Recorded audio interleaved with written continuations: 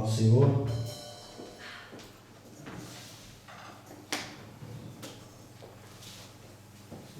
Sua Bíblia. Diga assim comigo: Deus tem o controle de todas as coisas. Romanos capítulo 11. Romanos capítulo 11.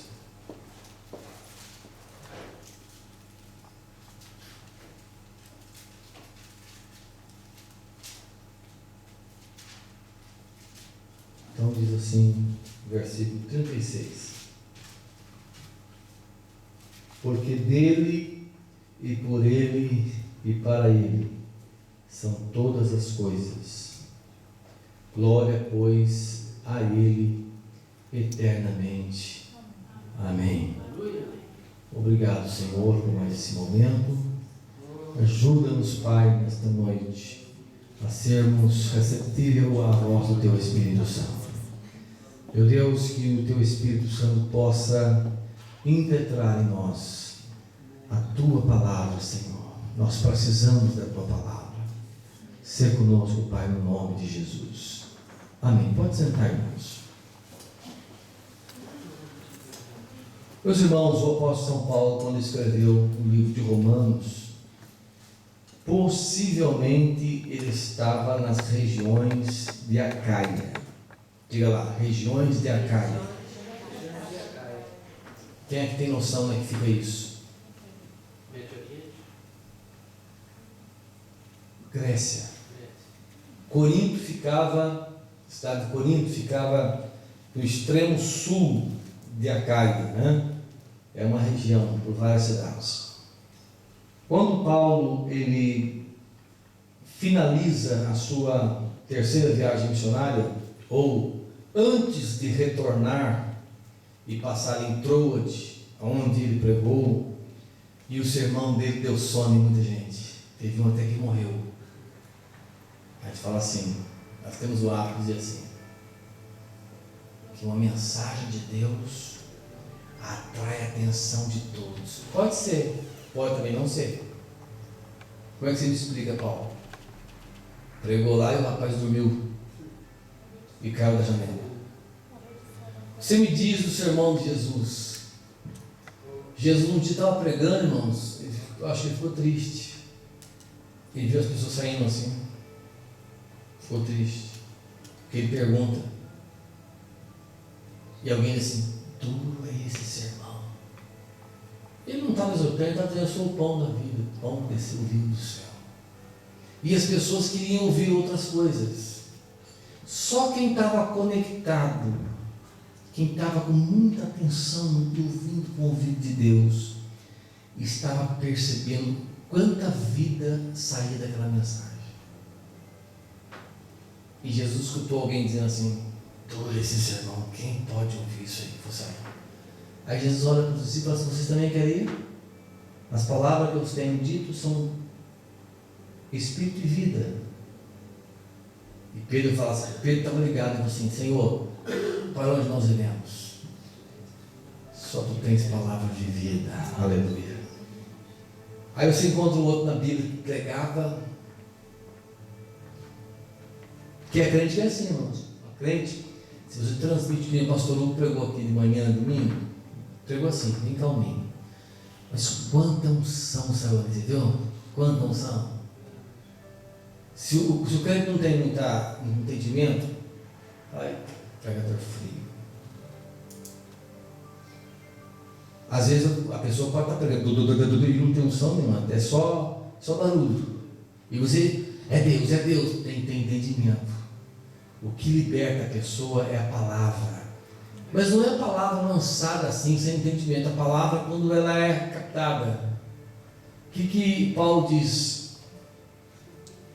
Transformai-vos pela renovação do vosso entendimento, para que possais entender qual é a vontade de Deus. Paulo falou assim, olha, graças a Deus eu falo mais língua que todos vocês.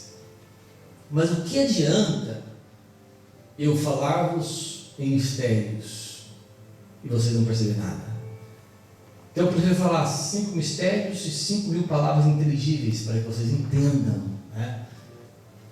Irmãos, na área espiritual ou na questão de nós conhecermos a Deus, entendermos a vontade de Deus, conhecermos a cada dia qual é a vontade de Deus para a nossa vida, não é fácil, é uma luta constante.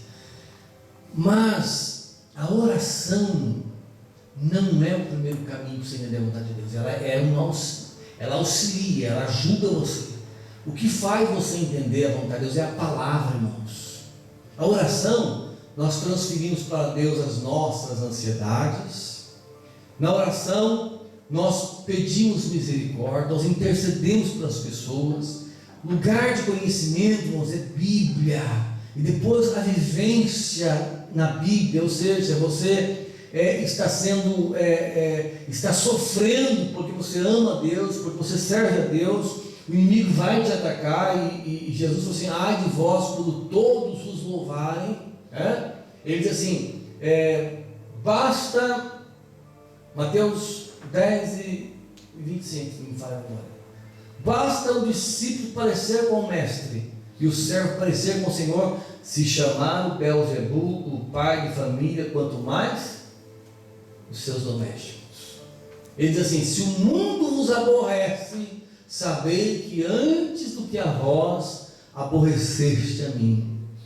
Tiago diz assim: adúlteros, não sabeis que a amizade do mundo é inimizade, quando qualquer que quiser ser amigo do mundo constitui inimigo de Deus. Então, se nós tivermos amizade com o mundo, ele não vai nos perseguir, irmãos, com o sistema, com a forma deles falarem, deles andarem, deles vestirem, deles pensarem.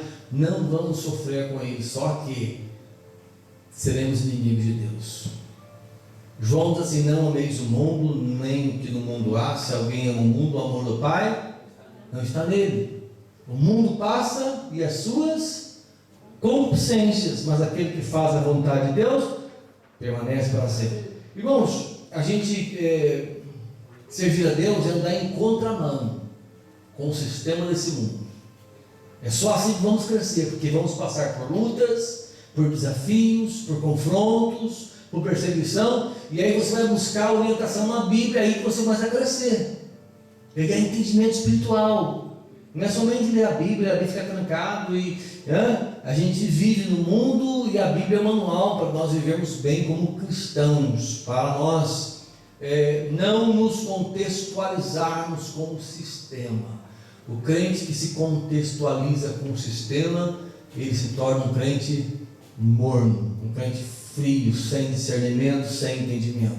Mas uma vez que a gente está interessado em fazer a vontade de Deus, irmãos, vai vir muitas rejeições, muitos confrontos. Não é verdade, não é isso? Nós vamos passar por muitos embastes. As pessoas não vão se simpatizar com você, as pessoas que estão por conta desse mundo. Aleluia. É bem verdade que Deus também coloca pessoas do nosso lado que vai dizer: ele é crente, é um santo, é uma santa mulher de Deus, e vai querer ouvir alguma coisa de você. Mas na verdade, o crescimento na palavra é só em função da vivência dela. Eu tenho que esforçar, nós temos que esforçar dia após dia, irmãos. Todo tempo eu tenho que fazer: me ajuda, Senhor, pôr a tua palavra em prática na minha vida. Você não consegue hoje, amanhã você tenta de novo, vai tentando. É exatamente isso que Deus quer de nós, irmãos. O problema é você falar assim: eu não consigo, vou parar. A Bíblia diz que se você recuar, a alma dele não tem prazer. Porque às vezes nós achamos que é com a nossa força, é com a nossa predisposição, é com o nosso ímpeto que vamos conseguir chegar onde Deus quer que a gente chegue. Ele quer que você lute. Agora é Ele que vai te empurrar você, é Ele que vai te levar. Amém? Porque nós somos incapazes, irmãos, de fazer alguma coisa, de conseguir uma coisa. Tudo é graça de Deus, é misericórdia. Deus tão somente Ele quer que a gente esforça. Aleluia. Não foi isso que ele disse para José? Esforça-te, tenha bom ânimo. O que ele diz mais? Eu farei você. Eu vou traduzir em outra linguagem. Não lembro exatamente como é que está, mas se você se esforçar, se você tiver bom ânimo, eu vou colocar você lá dentro. É Deus quem vai colocar. É Deus quem coloca. Amém? E quando nós entendemos essa vontade de Deus, irmãos, que a gente não pode cruzar o braço, a gente não pode ficar parado, que a gente não pode deixar o inimigo atacar a gente e ficar: Senhor, me protege, olha por mim, Senhor, tem misericórdia. Você tem que lutar contra ele, irmão. Se você não lutar, você não vai vencer ele nunca. O que Jesus, o apóstolo Paulo, disse em Efésios 2, 2 e 6? Se já ressuscitastes com Cristo,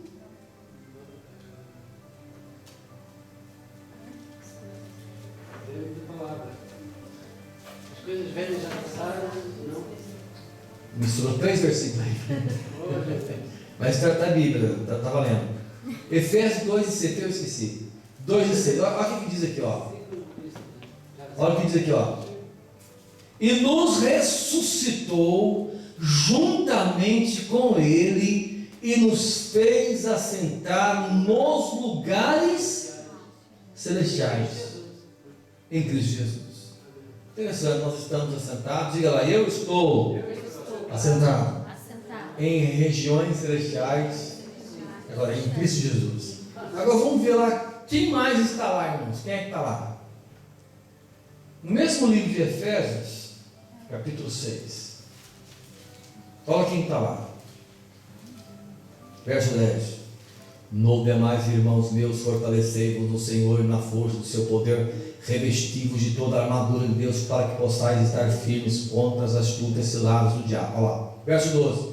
Porque não temos que lutar contra a carne e nem o sangue, mas contra as potestades, contra os príncipes das trevas deste século, contra as hostes espirituais da maldade, aonde?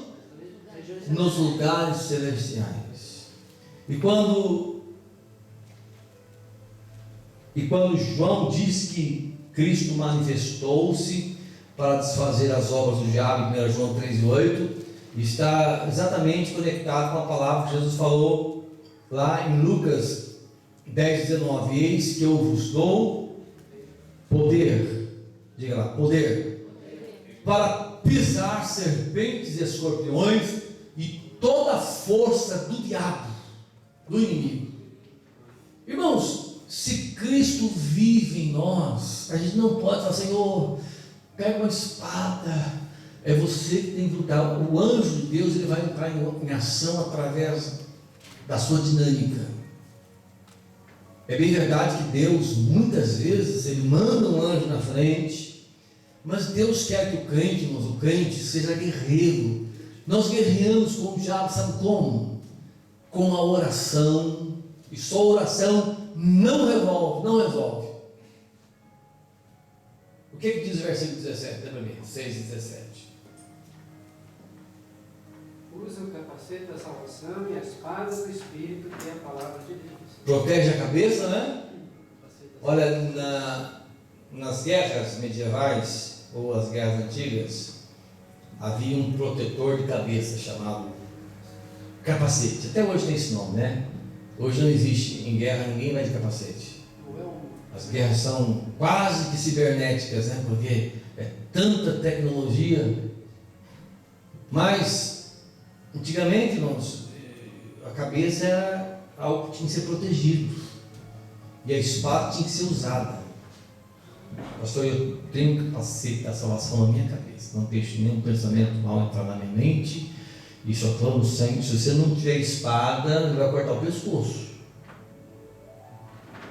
Observemos que na área espiritual nós temos que lutar com a espada e proteger a cabeça, porque é aqui que ele ataca. Se ele conseguir entrar aqui com uma seta, ele faz você largar a espada, ele faz você ter sono espiritual. Você deixa a espada, você descalça o sapato do Evangelho, você tira, vai querer dormir, vai ter que tirar a roupa pesada, né?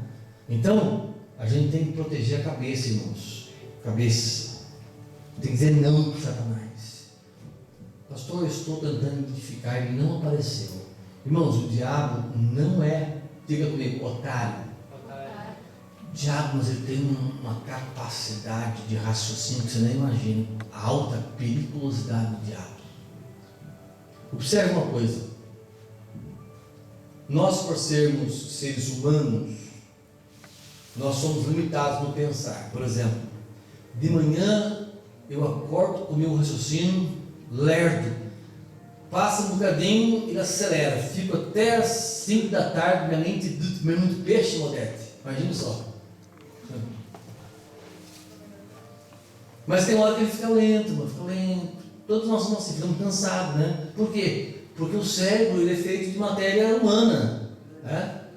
O dia que nós formos para o céu e tivermos um novo corpo, formos espírito, né? Um corpo espiritual, vamos dizer assim, nós podemos pensar 100% e nunca se esquecer do que falar, do que pensar, do que fazer, e a nossa mente nunca vai se cansar. Irmãos, os demônios, eles não se cansam, sabe disso? Eles não precisam descansar, não precisam dormir, eles pensam aceleradamente. Agora imagine alguém diz assim: pastor, eu tenho 60 anos de idade, já vivi muito, já sofri muito, ou tenho 50, ou tenho 40, sei lá, mas já passei maus bocados na minha vida e cresci muito, tenho muita experiência. Uma pessoa que sabe conversar, que sabe se portar, que sabe reagir, sabe agir, sabe caminhar. A pessoa sofreu tanto na vida, irmãos, e aprendeu com o sofrimento. É uma pessoa calejada, nós chamamos de pessoas maduras, né? Pessoa que estudou muito, a vida inteira estudou. Aí a velhice, ela pode até não conseguir transmitir muitas palavras, mas ela sabe, tem sabedoria, por causa do tempo, da experiência. Irmãos, o diabo morou no céu, não ignore, ele morou no céu. Ele conhece Jesus de longe. Você lembra quando Jesus chegou na terra de Gadara? Olha como ele não é bobo, ele veio até adorando Jesus. A Bíblia diz de longe. Ele falou: Filho de Deus veio aqui para nos perturbar. E prosseguiu e adorou Jesus. Ele tem um poder de raciocínio, irmãos, comparado na nossa linguagem, gênio. Ideias. Se você não tiver o Espírito Santo, não usar o Espírito Santo, a palavra de Deus, você não consegue entender nada daquilo que ele projeta na sua vida. E você não consegue nem entender onde ele quer chegar com isso, porque a mente dele é assim. A Bíblia diz que os anjos foram feitos assim de nós, eles são mais gloriosos. O diabo é um anjo, ele perdeu a sabedoria de Deus, mas a sabedoria dele é maligna, é diabólica. Uma mente que maquina, que planeja. Ele vê um homem ou uma mulher de Deus que está no alto, fazendo muito sucesso no seu ministério, ganhando muitas almas para Jesus, e aquela pessoa é um empecilho para o inferno, como os grandes apologistas que já houve na antiguidade, defesa do Evangelho. Eles se organizam para tentar descobrir onde eles podem derrubar aquela pessoa, aonde pode derrubar aquela pessoa, aquele servo de Deus. Então a gente só vence os ardis do inimigo, irmãos, com a graça de Deus e com a sabedoria do Espírito Santo. O Espírito Santo ele vai nos orientando, sempre nos apartar da comunhão do Espírito Santo e ficar assim dando só bom dia para Jesus ou para o Espírito Santo, boa noite, e não conversar muito com ele. Não, Senhor, tem misericórdia, dá entendimento, fala comigo, Senhor, orienta a minha vida. E se você não meditar na palavra de Deus hoje diariamente, a gente vai ficando bloqueado, o nosso entendimento não consegue perceber, o inimigo está atuando perto da gente, está fazendo tantas coisas, está cirandando, está destruindo, e a gente pensa que é até Deus, porque Ele sabe como fazer de forma que nos engana. Se tem uma coisa que Ele faz muito bem, é enganar. Inclusive, é o pai, né? É o pai da mentira. Mentira perdeu para ele é o pai da mentira. Então, uma das ferramentas, uma das armas poderosa que Satanás tem, irmãos, não é o garfo, viu? Não é aquela lança, como desenho do diabo, não é o chifre, né, da cabeçada, não é o fogo, porque o fogo no dedo também vai ser queimado no fogo também. A arma mais poderosa que o diabo tem é o engano. E às vezes ele nem vem tentando te enganar, ele vem tentando colocar dúvida no seu coração. Uma vez que ele colocou a dúvida, sabe quando você consegue uma brechinha, consegue entrar em algum lugar através de uma brechinha? Você não entra lá, mas você tem um ferrinho fininho, você coloca lá dentro, tem um interruptor lá dentro, você precisa desligar a luz lá dentro. Só tem uma brechinha. Você enfia uma vareta assim, como lá na cozinha, tem uma pausinha lá para acender a luz, né? Também apaga. E meio que você consegue uma brechinha da dúvida, você parou, duvidou, ficou com dúvida, ele vai forçando aquela brecha, vai abrindo. Ele não mentiu para ela, irmão, se for para ela assim: certamente não morrerás. Não foi isso? Mas qual foi a pergunta que ele fez para ela? De toda árvore, como é que diz lá, irmão? Lê lá o Gênesis capítulo 3. De toda árvore do jardim você comerás? Então ele falou, o que diz lá? Olha, a semente da dúvida no coração de Eva é que deu o espaço da desgraça humana. Tudo começou ali na dúvida. E associado com a dúvida entrou o quê? O orgulho. Primeiro brechinha só coube a dúvida. Depois o orgulho deu uma ajeitadinha e passou também. Olha o que diz lá. Ele usa até o nome de Deus. E a serpente, a mais astuta que todos os animais do campo, que o Senhor Deus tinha feito, esta disse à mulher: é assim que Deus disse: não comereis de toda a árvore do jardim? Ele falou exatamente o que Deus tinha falado para ela: não comereis de toda a árvore. Né? Foi assim que Deus falou? Ele inverteu a palavra, ele fez ela pensar um pouquinho mais assim, sabe, pega o polo positivo e passa para cá, o negativo para lá. Deus diz: vocês podem comer de toda a árvore do jardim, menos daquela que está no meio do jardim. A árvore da ciência. Ele fala assim, o diabo: certamente, olha o que ele diz: não comereis de toda a árvore do jardim? Está dizendo que Deus falou. E disse a mulher à serpente: olha, do fruto da árvore do jardim comeremos, mas do fruto da árvore que está no meio do jardim, disse Deus: não comereis dele, nem nele tocareis, para que não morrais. Então a serpente disse à mulher: certamente não morrereis. O segundo plano foi mentira, foi engano. A primeira foi dúvida, e a segunda foi engano, e a terceira foi o pecado, a desobediência. Então, irmão, Satanás ele tem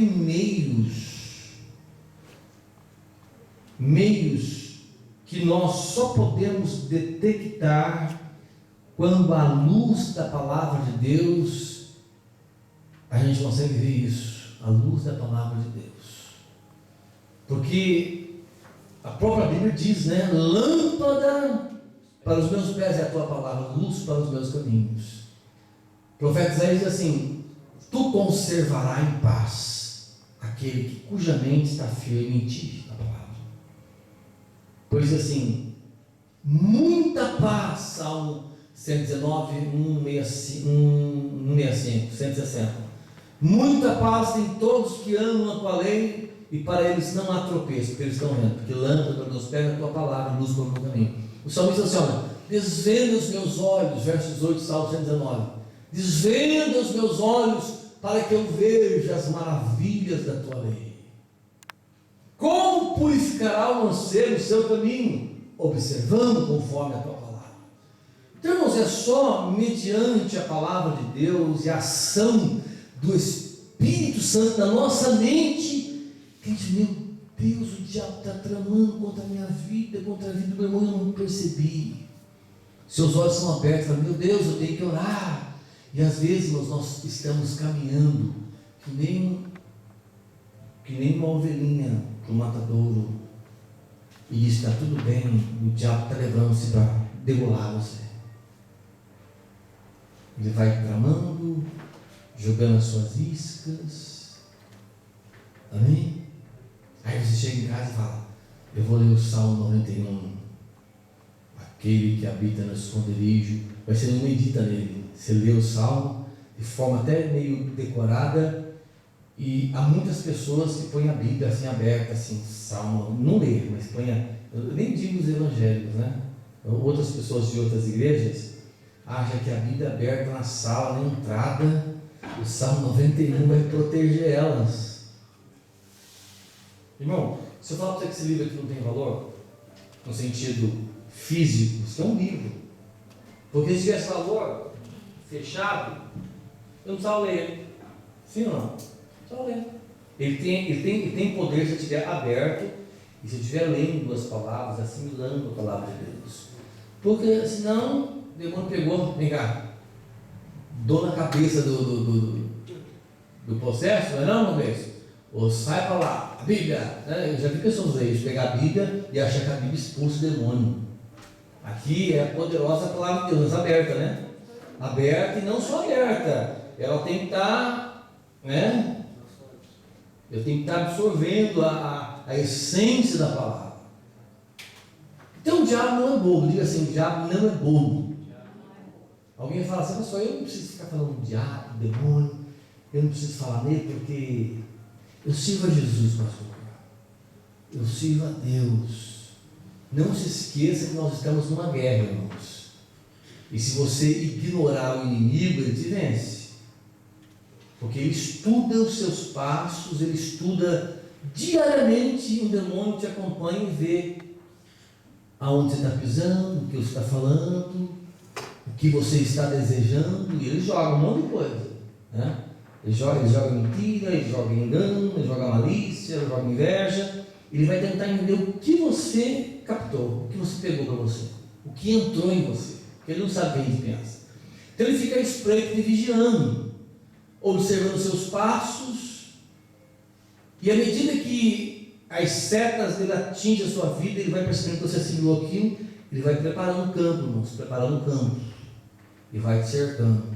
É por isso que Paulo diz assim, em 2 Coríntios 2, 10 e 11, para que não sejamos vencidos por Satanás, não ignoramos os seus ardis, não ignorem ele. Você sabia que o nome do diabo, o inimigo, Satanás, demônios, tem mais na Bíblia do que o nome de Deus? Ou o nome de Jesus? Se você contar, tem mais o nome dele. Jesus fez mais menção do inferno que do céu, irmãos. Pega um computador e manda buscar para você ver. Tem mais referência de Jesus falando sobre o inferno do que do céu. A gente não pode ignorar o diabo, irmãos. A gente tem que ter atenção com ele. O próprio anjo do Senhor não ousou dizer: eu te repreendo, porque não foi a ele dada a autoridade naquela altura. Ele falou assim: o Senhor te repreenda. A gente tem que ter, não medo dele, irmãos, mas tem que ter respeito pela autoridade das trevas que ele tem, irmãos, no sentido de não brincar com ele. Eu não tenho medo dele, não respeito com Deus. Agora eu não brinco também não, eu respeito, eu sei o poder destruidor que ele tem, eu sei a força e a capacidade de engano que ele tem, eu não vou brincar com ele. Quer ver só? É você ter curiosidade naquilo que você sabe que é mal.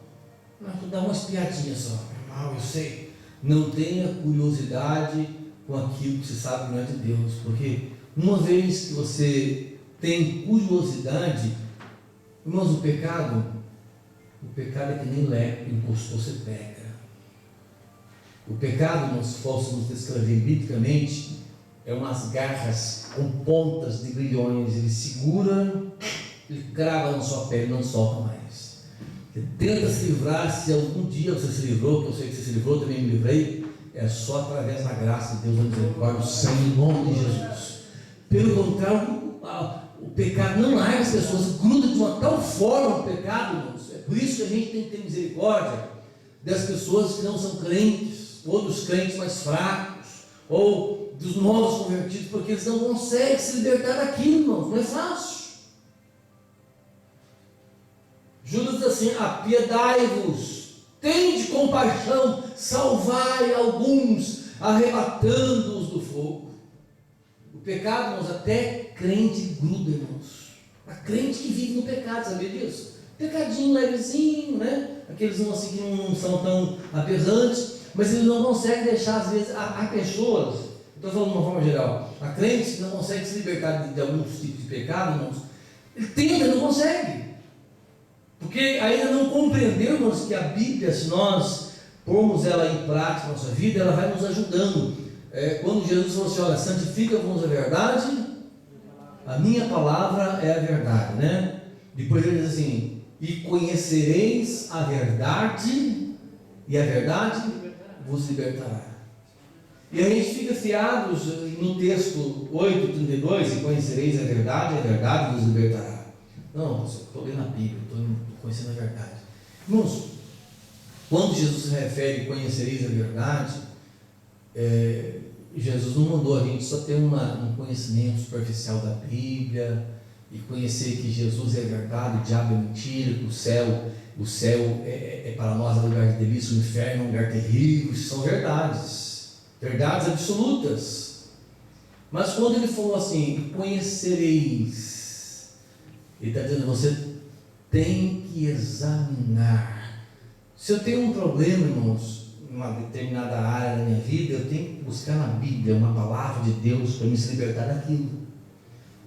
Porque às vezes uma brecha, um deslize, não é só resolvido com confissão, com oração e com decisão.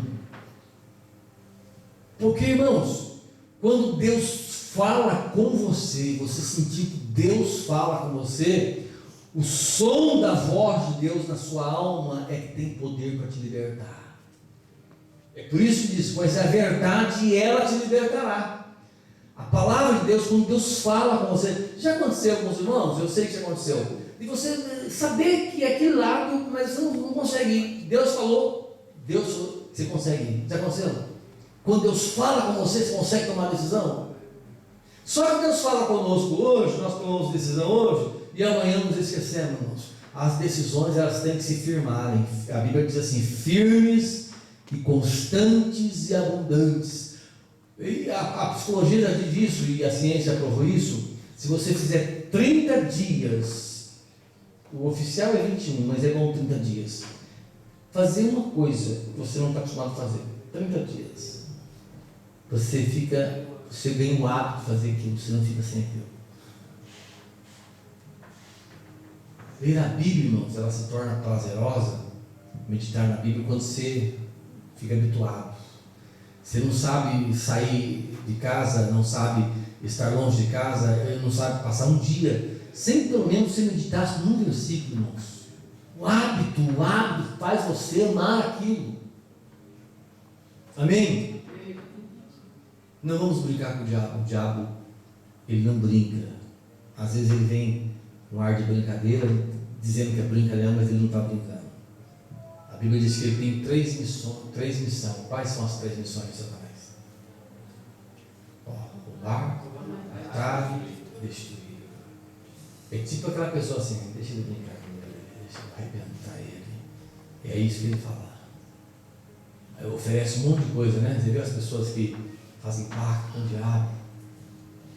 Quero ser rico, quero ter fama. E aí, o pacto diz o estudo da demonologia, quem confirma isso aí são os feiticeiros, diz que para você fazer um pacto com o diabo, você tem que ter uma reunião com Lúcifer, com o maioral. E para você ter uma reunião com ele, você tem que fazer um sacrifício para ele. O feiticeiro, irmãos, ele faz uma sessão de 7 dias no cemitério comendo vísceras humanas, para conseguir audiência com o diabo. Aí ele fala assim, você vai matar um cachorro, um porco, uma galinha, um cabrito. Depois ele fala, você vai matar uma criança agora.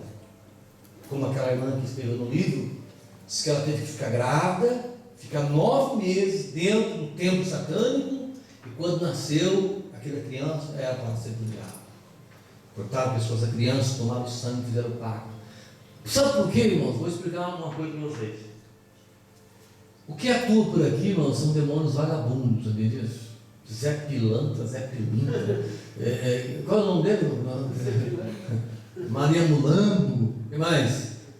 Pomba Gira, né? Que atua no século XXI, né? Uma força terrível de cenas visuais, a Pomba Gira, que atrai a sedução sexual.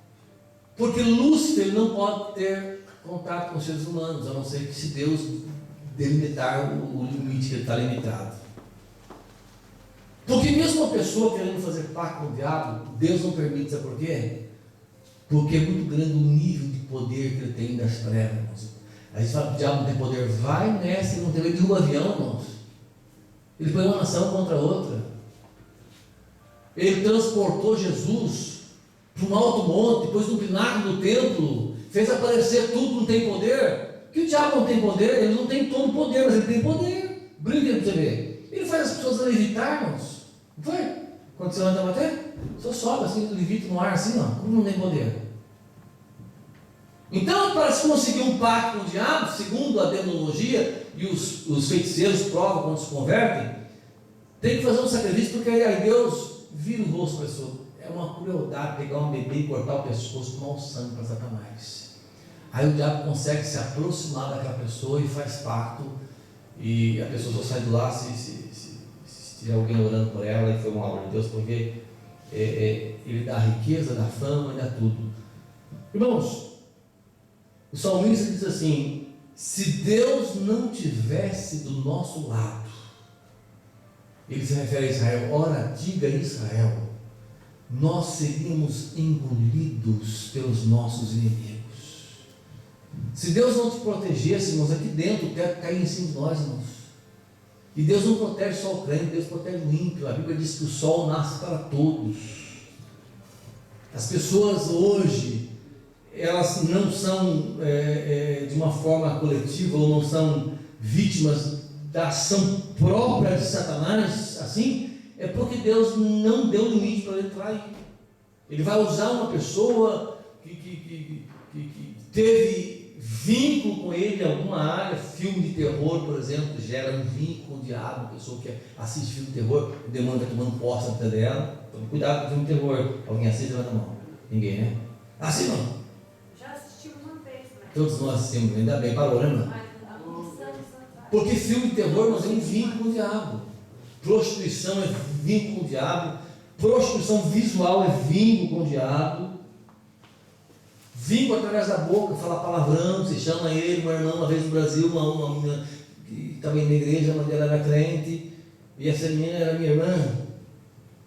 Desviou da igreja, depois o marido morreu, veio para em casa, não queria saber de Deus, mas ia na igreja. Aí, uma mulher foi endemoniada na minha casa, irmãos. Uma mulher que chegou lá, minha mãe para orar para ela. Minha mãe foi expulsar o demônio daquela mulher, minha mãe era de oração.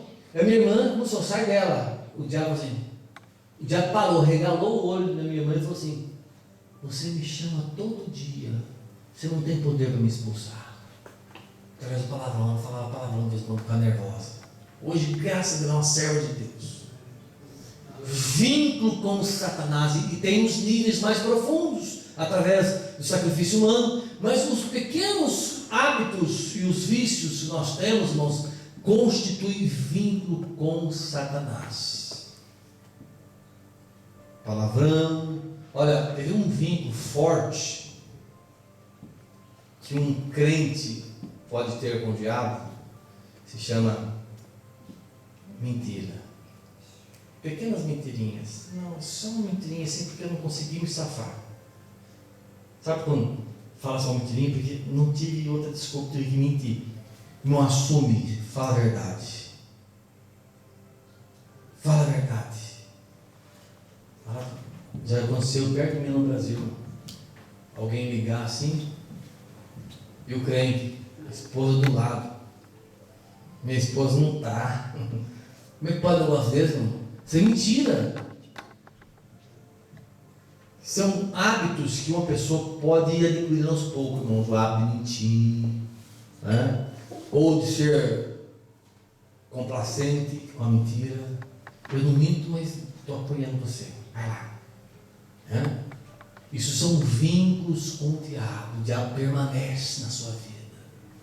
vai bloquear, vai fazer alguma coisa que vai trazer algum prejuízo na sua vida espiritual.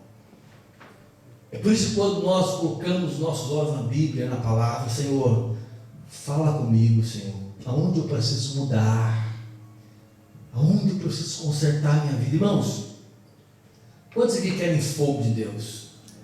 Quem já sentiu o fogo de Deus? Levanta a mão. Fogo de Deus. É gostoso ou não é, irmão? Amém. Eu como pastor, eu tenho que ensinar isso para vocês. Olha, fogo de Deus lava a alma, queima aqui dentro assim, ó, queima. Dá uma sensação que a gente está voando, não é não, Cleiton? Quando o fogo começa a pegar, parece alguém cheio de Espírito Santo, parece que espalha a labareda de fogo assim, mas eu sou pentecostal. Já participei de muitos trabalhos assim. Mas Deus tem um propósito com isso, Ele não manda fogo assim à toa, não. Deus tem um propósito com isso. Fogo de Deus não tem coisa mais gostosa, queima tudo que é sujeira que está na sua alma. Você sai da igreja assim, voando, flutuando. Agora o fogo, ele precisa de alguma coisa para arder nele, né? Como é que se chama? Castilho, a pólvora. Lenha. A lei. Pólvora é Deus que dá explosão. Lenha. Diga lá, lenha. A lenha precisa ter uma sustentação, né? O que chama? O altar. Feito de quê? Irmãos, lembra de Elias? O que é feito o altar? A lenha por cima, por baixo, o que é? Que bronze, irmão? Diga lá, pedra, irmão. Eles estão lendo um pouco a Bíblia. Então, pedra, lenha, e entre a lenha e o fogo, o que é que está?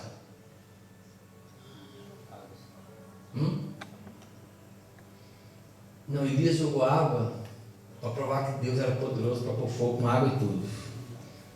Mas o que está entre o fogo e a madeira? A lenha. O que está no meio? A brasa vai se formar depois que o fogo vier. Mas antes de vir o fogo, no meio está o quê? Pensa, irmão.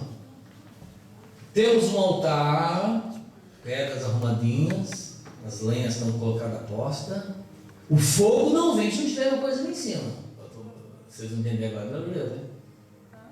O fogo não vem sobre a lenha.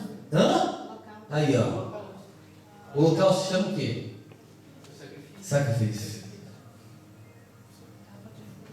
Quer ver só? Vou orar muito. Vou orar muito. Lenha. Pedra é a palavra. É Cristo. A pedra, eu li um texto aqui, meu Deus, me levou uma direção, eu vou seguir a obediência do Espírito Santo. A pedra, irmãos, é a palavra de Deus. Agora, a palavra tem que estar, quando nós falamos no começo, que a gente tem que entender a palavra, irmãos, ter atenção, entender o que Deus está falando. Isso fala em colocar a palavra em ordem no altar.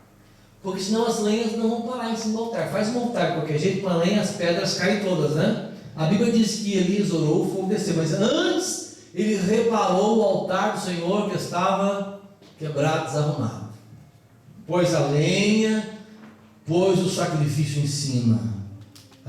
Então as pedras arrumadas falam a palavra de Deus, irmão, sendo vivenciada por nós. Ou a gente tem aquele desejo de que eu preciso pôr a minha vida em ordem, preciso, Senhor, aplicar a Tua palavra na minha vida. É uma luta, irmão, dia após dia eu tenho que suplicar a Deus, pedir ao Espírito Santo, Senhor, me ajuda, Senhor, a pôr a Tua palavra em prática na minha vida. Corrija os meus maus hábitos, me dá hábitos bons de orar, de vigiar, de fechar a boca de vez em quando, irmão. Na hora que você vê que o inimigo está por perto, tome cuidado com o que você fala. Corrigir os defeitinhos que eu posso corrigir, irmão. Você não vai conseguir corrigir tudo. Você fala uma mentirinha, não, eu vou considerar, desculpa lá, eu mentiroso, você está brincando. Pode dizer assim, mas não fala mais não. Não deixa aquilo enganar a pessoa. Mentira é o ato de enganar. Você pode brincar com a pessoa e falar a verdade. Você está brincando.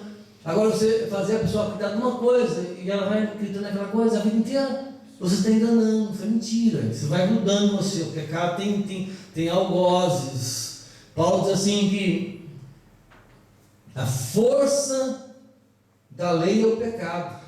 né? Ó morte, onde está o seu aguilhão? Ó inferno, onde está a sua vitória? O aguilhão da morte é o pecado, é a força do pecado, é a lei. Irmãos, o pecado ele tem aguilhão, ponta. Então, quando nós arrumamos as pedras no altar, vamos pôr as pedras, porque senão não vem fogo, não vem fogo. Vai vir um foguinho, Satanás dá um soprinho e apaga tudo.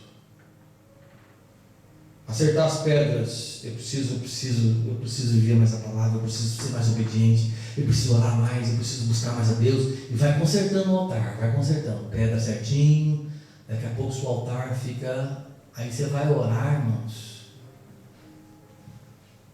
aí você não consegue orar sem fazer sacrifício.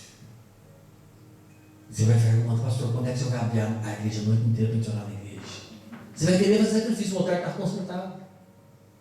Você desperta de madrugada, irmãos, Deus fala assim, vai orar. Você não pensa duas vezes em sacrificar para orar. O tempo que você podia estar assistindo televisão, eu vou para a Bíblia. Você pode assistir televisão também, não seja fanático. Pode ver reportagem, pode ver na internet, Facebook, tanta coisa. Hoje eu precisei tanta coisa no Google, irmão. Você pode ver essas coisas, mas sacrifica um tempo para Deus. E o tempo que você sacrificar para Ele, faça com qualidade, porque o sacrifício com defeito Deus não aceita. Sabe por que Malaquias repreendeu o povo? Porque estavam oferecendo sacrifício no altar, aleijado, manco, e vai morrer mesmo. Vamos oferecer a Deus, sabe, fazer de qualquer maneira, de forma displicente. Não adianta, pode orar, irmão, pode até fazer o altar, consertar o altar, deixar o altar bonitinho e pôr um sacrifício com defeito. Eu tenho pouco tempo, pastor, tenho pouco tempo, mas o pouco tempo que você dá para Deus, dê com qualidade, melhor para você. Aleluia. Não tem como o fogo não descer, irmãos. Uma igreja, ela tem que ser preparada para receber o fogo. Deus sabia se Deus mandar o fogo da igreja de qualquer maneira, ele acende aqui, gera um monte de fanático, depois acaba. Aí fica um fogo estranho. Já aconteceu? Já viu igreja assim?